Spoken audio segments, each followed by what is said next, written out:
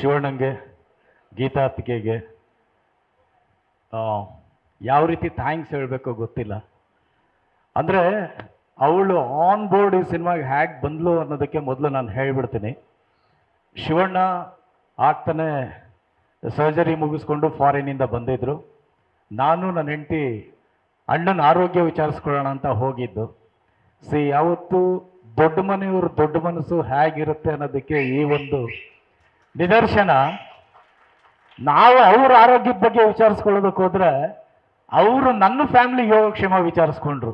ಏನಮ್ಮ ಏನು ಮಾಡ್ತಿದ್ದಾಳೆ ಮಗಳು ಅಂದರು. ಅಣ್ಣ ಈ ಥರ ಒಂದು ಸಿನಿಮಾ ಆಯಿತು, ಇನ್ನೊಂದು ಸಿನಿಮಾ ಫಸ್ಟ್ ಶೆಡ್ಯೂಲ್ ಕಂಪ್ಲೀಟ್ ಆಗ್ತಾ ಇದೆ ಅಂದೆ. ಸೊ ಇಮಿಡಿಯೇಟ್ಲಿ ಅವ್ರು ಹೇಳಿದ್ದು, ನನ್ನ ಸಿನಿಮಾದಲ್ಲಿ ಪ್ರೊಡಕ್ಷನ್ ಆಗ್ತಾ ಇದೆಯಮ್ಮ, ನನ್ನ ಮಗಳನ್ನ ನನ್ನ ಪ್ರೊಡಕ್ಷನಲ್ಲಿ ಆ್ಯಕ್ಟ್ ಮಾಡಿಸ್ಬೇಕು ಅಂತ. That is the Shivanna.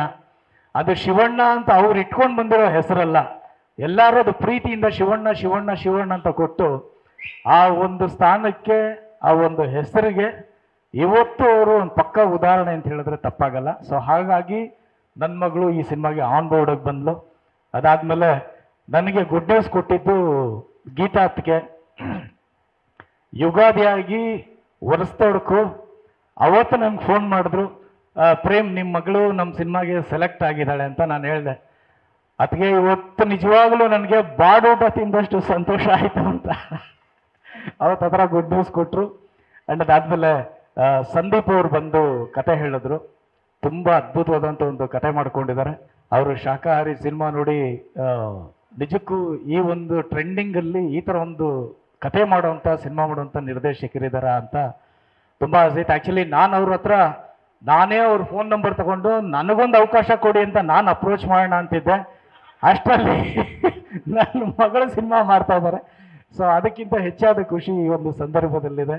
And ಧಿರೇನ್ ಬಗ್ಗೆ ಹೇಳಬೇಕಂದ್ರೆ ಅವರು ಇಂಡಸ್ಟ್ರಿಗೆ ಬಂದಾಗಿಂದ ಅವ್ರ ಡೆಡಿಕೇಶನ್ ಇರ್ಬೋದು, ಅವ್ರ ಸ್ಕ್ರೀನ್ ಪ್ರೆಸೆನ್ಸ್ ಇರ್ಬೋದು, ನಂಗೆ ತುಂಬ ಇಷ್ಟ. ಆ್ಯಕ್ಚುಲಿ ಇವತ್ತು ಧಿರೇನ್ ಅಂತ ಹೀರೋ ನನ್ನ ಮಗಳಿಗೆ ನಾಯಕನಾಗಿ ಸಿಕ್ಕಿರೋದು ನಿಜಕ್ಕೂ ಖುಷಿ ತರುವಂಥ ವಿಚಾರ.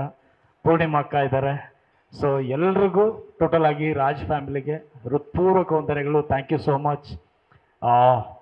ನನ್ನ ಮಗಳಾಗಲೇ ಹೇಳಿದಾಗಲೇ ಟಗರುಪಲ್ಯ ಸಿನಿಮಾದಲ್ಲಿ ಗೀತಾ ಶಿವರಾಜ್ ಕುಮಾರ್ ಅವರ ಆಶೀರ್ವಾದದೊಂದಿಗೆ ಅಂತಿತ್ತು. ಈಗ ಅವ್ರ ಆಶೀರ್ವಾದದಿಂದ ಅವ್ರ ಬ್ಯಾನರ್ ಎಲ್ಲ ಆ್ಯಕ್ಟ್ ಮಾಡ್ತಿದ್ದಾಳೆ.